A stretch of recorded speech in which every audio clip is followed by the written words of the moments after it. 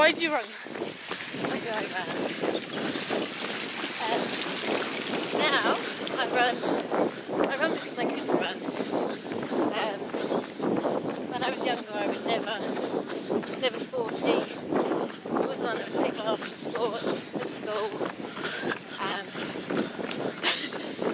Probably because I would deliberately try and avoid sports at school. I had hay fever, so I would rub grass into my eyes to bring the hay fever on.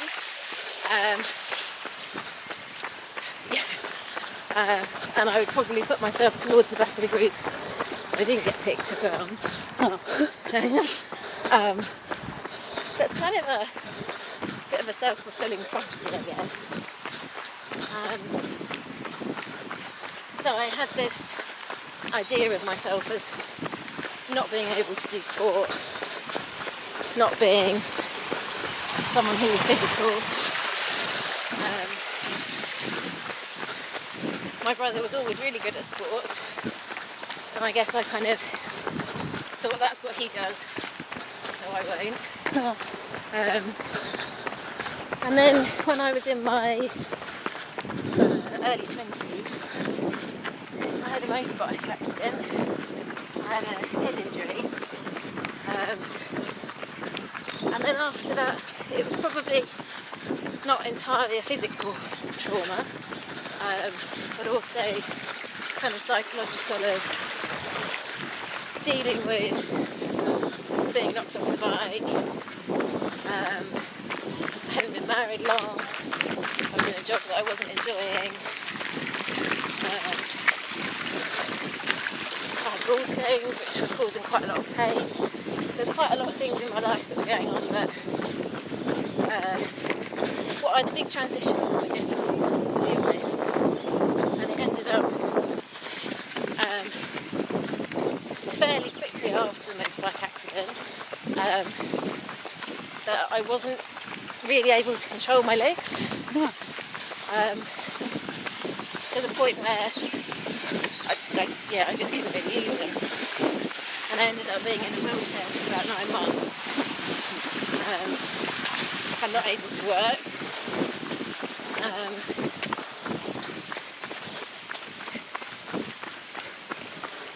And it took a long time to get better, and it took a long time to understand what was going on. It took a long time to accept that a psychological illness is still a serious illness.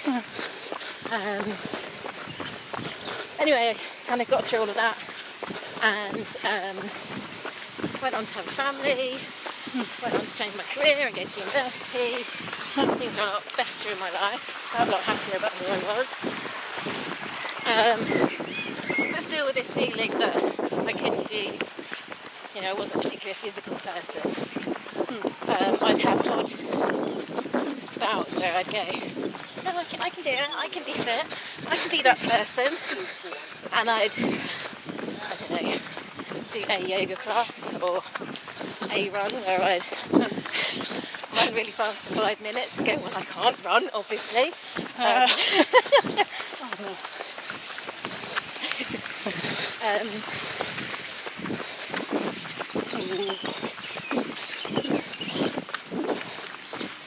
And then when London was awarded the Olympics, they said they were cutting the funding for the arts because of the Olympics.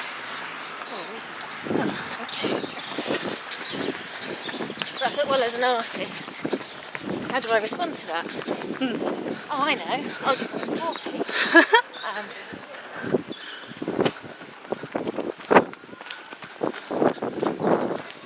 And I don't know why. Well, I kind of know why. But I thought, I'll do a marathon. I'll run a marathon as an artist. Because a marathon is something that people aspire to be able to run a marathon. And it's something that I do think that anyone can do it. Anyone can cover that distance. It might be really slowly, it might not be running it, but you can do it. And I kind of like the idea of the effort and the rewards, that the more effort that you put into it, the greater the reward is, the greater you feel at the end of it. So having, or not doing really much exercise at all, I joined the gym and said to the personal trainer, I'd like to run a marathon please, in 6 months. And he went, oh well, it's doable. So started training, and pretty much got my head around it. But marathon day came around, and it was I like the similarity between the idea that you're performing when you're running a marathon. There's people lining the streets and they're clapping for you, and if you've got your name on your bib, they're going, go on Vicki, well done, you can do it, and they're encouraging you on. So they're giving you an encore almost with every step. Like, yeah, I can do it. But then also as a performance artist, I'm interested in the idea of repetition and simple acts, and actually how much a simple act can reveal, particularly when you then repeat it or magnify it or distort it in some way. What I didn't bank on, that I chose to do the House Marathon, which is where I live, and there are stretches and stretches of it where there's no crowd and there's no one cheering you on, and you can't see any other runners, and it's a tough course. Although it's in Essex, it is probably one of the few hilly parts of Essex. It definitely challenges you. It was a hot day, which I wasn't prepared for. And overall, I didn't enjoy it. And I got to the end and went, no, I won't be doing that again. That was a silly idea. But within a couple of weeks, I was going, my time wasn't very good. I think I could do better. So I ran the following year, not as an artist, just as myself. And I did improve my time. Still wasn't going to win any awards, but I was pleased that I'd improved my time, but I found the experience even more miserable. And said, no, that definitely is it. That really is a silly idea.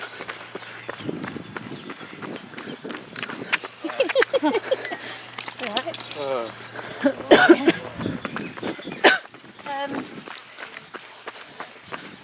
Yeah, I kind of thought I'd left it at that.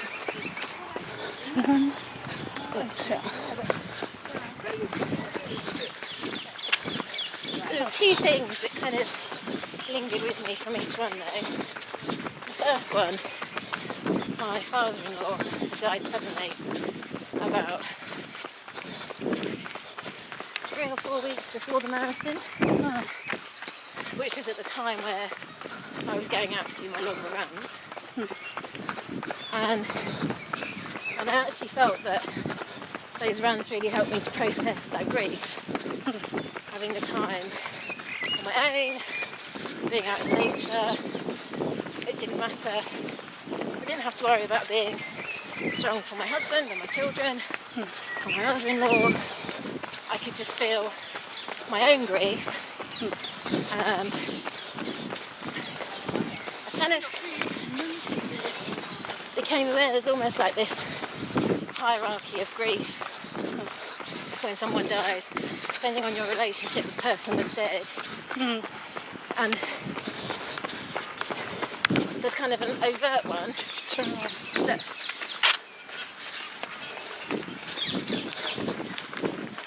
obviously, you know, the wife and the children, parents, depending on who it is that's died.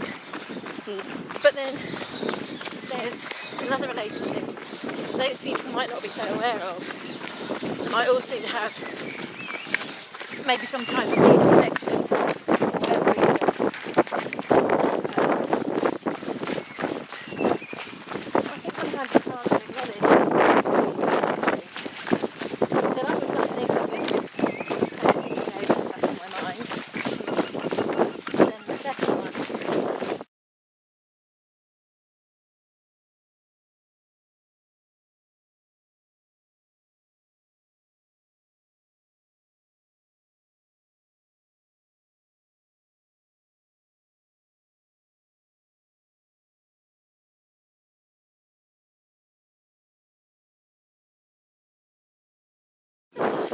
doesn't want to keep running.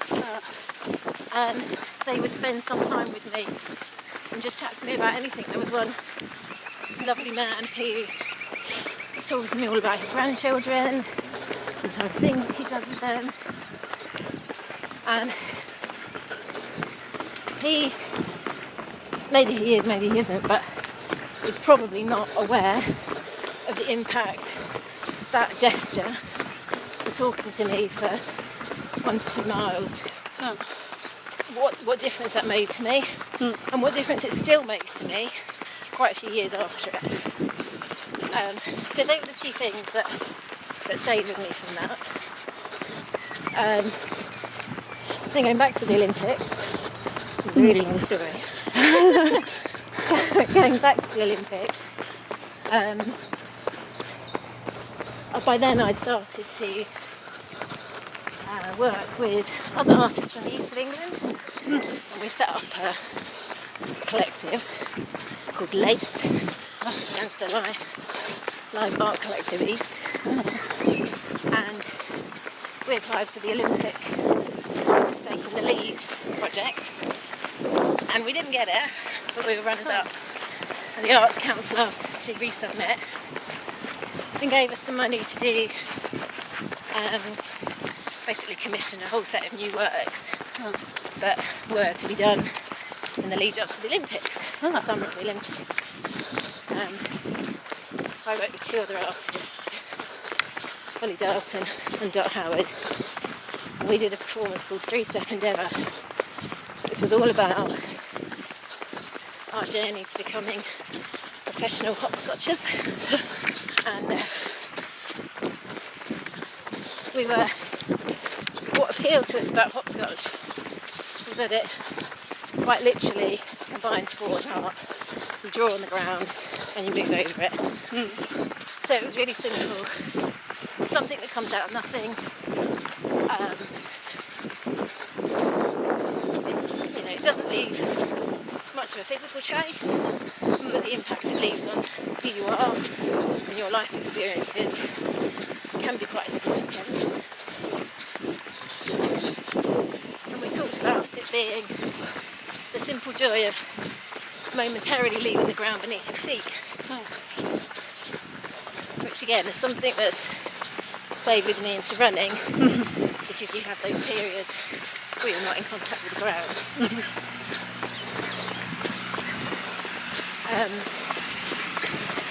We worked with sports scientists at the Human Performance Unit at Essex University. They did sports testing on us.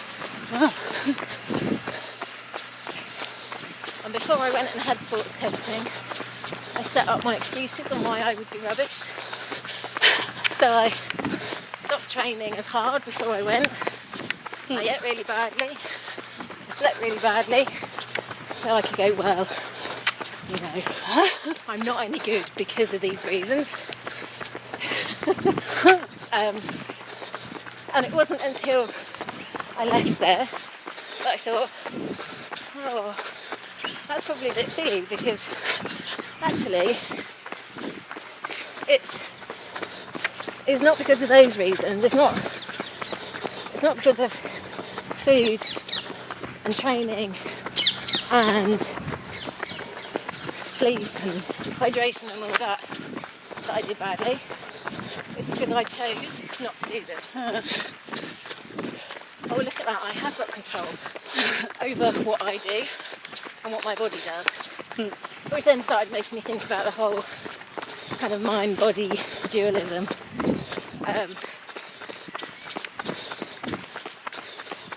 Which is something that's kind of kept going as well.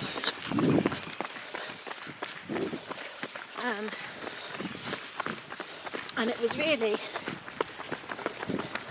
towards the end of that project. So we had a research time where we looked at the idea of how do you become a professional, we looked at motivation, how the supporters, their role in motivating an athlete. We had our sports testing. We each trained in 3 different specialisms, which we assigned arbitrarily. I was jump. Turned out I was the worst one at jumping. Dot was hop and Holly was step. But it turned out Dot should have been hop. No, Dot should have been jump because she was the best at jumping. Holly should have been hop because she was stronger on one side. And I should have been step because I had better endurance. Also another trigger point. And that, we built the performance telling people about our journey, telling people about how we were the wrong thing, swapping roles midway through the performance. We had a scaled down sports stadium that we toured the east of England with, telling people about our journey and getting them to join in, and hopscotch, keeping hopscotch in their hearts.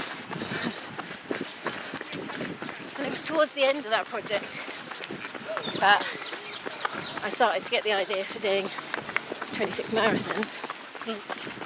And it was that simple act, one step in front of the other. But how do you keep taking that step in front of the other? What makes you keep going?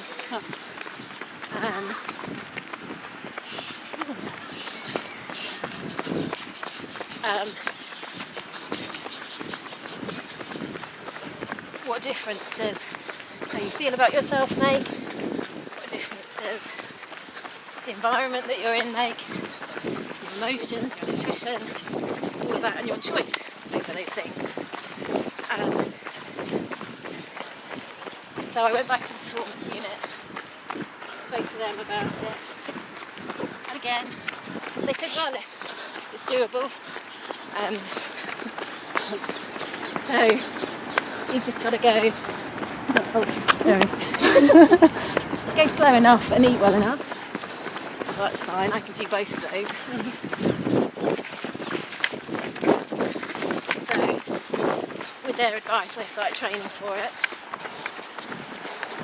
But it wasn't until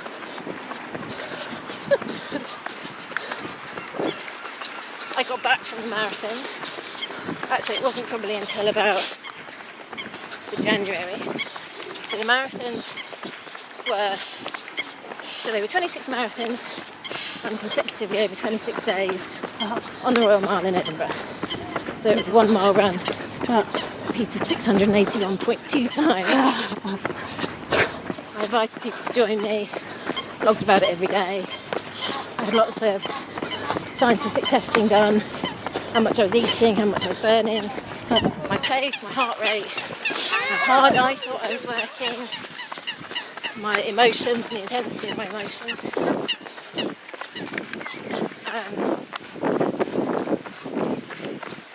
So some people would come to the performance and access it because of the running, some would access it because of the art, the endurance, and others because of the science. But there'd always be a crossover and they'd end up thinking about the others as well. But even whilst running 26 marathons in 26 days, I wasn't able to call myself a runner. And it was only by chance that in January I caught myself describing myself as a runner to one of my sister-in-laws. And it kind of made me stop in my tracks and go, oh, actually, I am a runner. And I run now because I can. Because at that point I wasn't able to run too much because of breaking my foot doing marathons. So something that initially I hadn't enjoyed had become actually quite a big part of my identity. Quite a big way of connecting with people.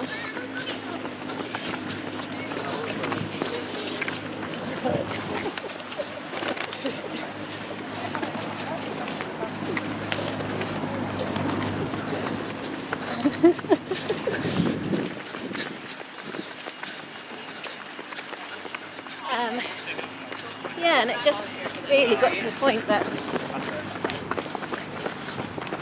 if I don't run now, I end up getting a bit grumpy.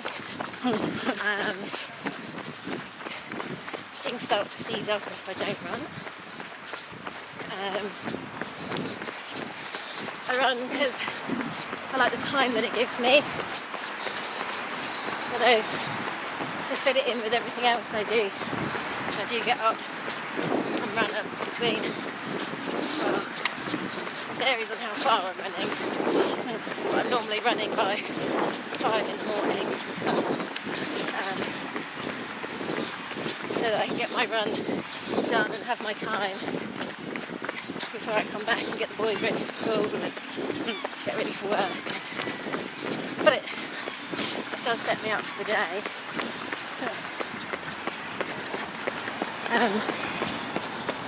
I like the way my thoughts go when I'm running. I like the randomness of them. Yeah. It's kind of like when you're trying to go to sleep and everything's going through your head. But it's not as frustrating because you're not trying to go to sleep, you're trying to move. So the energy of those thoughts can help push you along.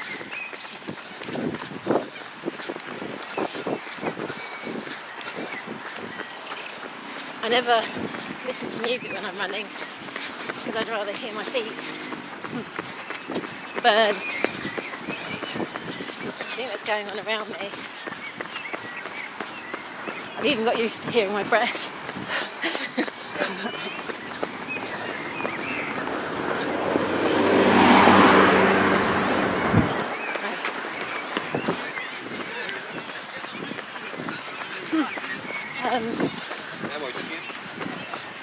I also like the, I